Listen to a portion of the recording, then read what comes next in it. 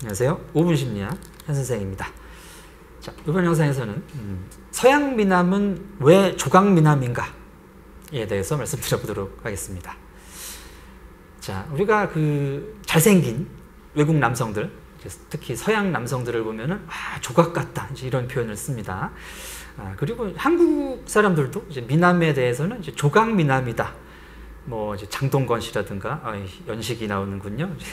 장동건 씨라든지 뭐 조인성 씨라든지 요즘 말로 이제 요즘 분으로 차은우 씨, 자, 이런 분들, 고수 씨 이제 특히 굉장히 선이 분명하고 턱선, 이제 코 오똑하고 이런 분들한테 조각미남이다라는 표현을 씁니다. 자, 이런 조각미남이라는 표현은 어디서 왔을까요? 이제 이 조각 같다는 외모가, 조각 같다는 것이 이제 어떤 미의 표준이라는 말씀일 텐데, 자, 우리가 조각미남을 잘생겼다라고 인식을 하는 이유는 의외로 가까운 데 있습니다.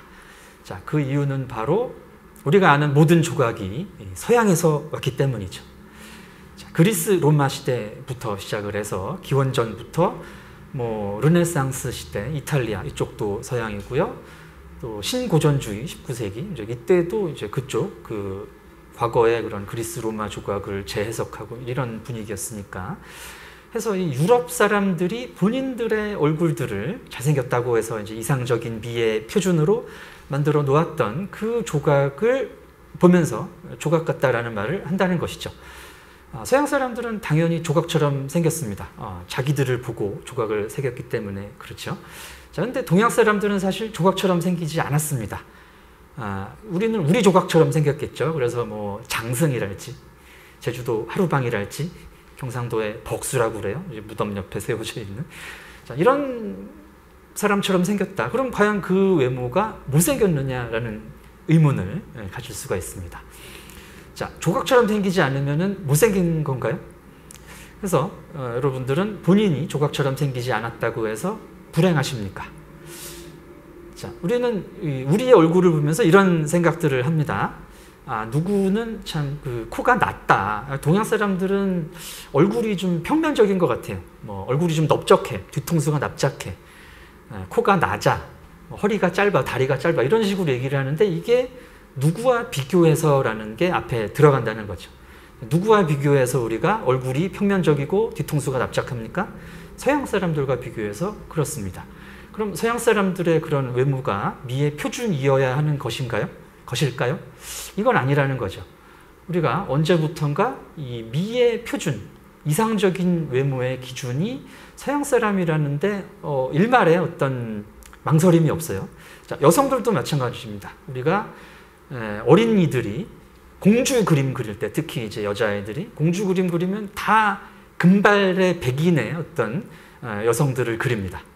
소위 금발미녀, 엘프녀라고 하는 이런 여성들에 대한 미의 표준이 있는데, 자, 금발미녀 서양 여성입니다. 엘프, 이게 북유럽 신화에 나오는 이제 소위 말해서 서양 요괴죠. 서양 귀신. 왜 한국의 동양의 여성들이 엘프처럼 생겨야 합니까? 코가 오똑하고 머리가 금발이어야 하고, 물론 뭐 머리를 금발로 염색하고 뭐 그렇게 다닌다고 해서 우리가 뭐 서양 사람들을 뭐 추앙하고 그렇게 되려고 한다는 건 아니죠. 그냥 뭐 패션일 수 있는데, 중요한 것은 그게 아름답고 나는 못생겼다라고 생각하게 되는 이런 심리적인 프로세스입니다. 자, 예전에 오프라 윈프리 쇼에 이제 나왔던 사례인데요. 흑인 여자아이들이 금발 공주를 그리면서 본인은 예쁘지 않다라는 얘기를 하는 거예요.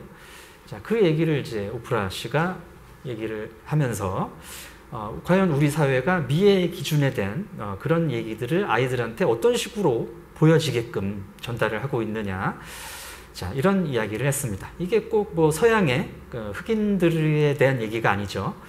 지금 우리가 살고 있는 이 세계가 전반적으로 서양에서 제작된 컨텐츠, 서양에서 제시하고 있는 어떤 미의 기준, 뭐 학술적으로도 그렇습니다.